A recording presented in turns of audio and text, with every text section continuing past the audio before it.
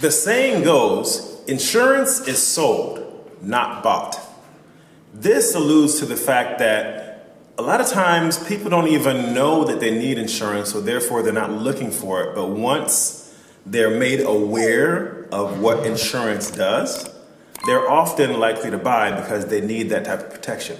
But not all insurance is made equal, and not all insurance agents are made equal. Insurance is very valuable. It protects your salary, it protects the loved ones that you have in case if you're passing away.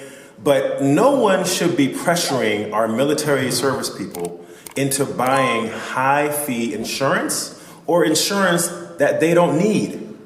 You want to be able to cover the bases, but there are times when you may run into people who just won't take no for an answer when it comes to buying insurance.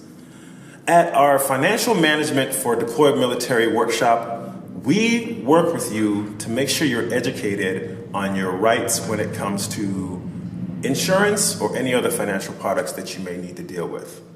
You want to protect your family, but you don't want to be conned into doing that.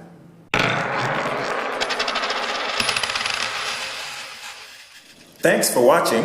A registration link is in the video description. Don't forget to like, subscribe, follow us on social media, and share with a friend.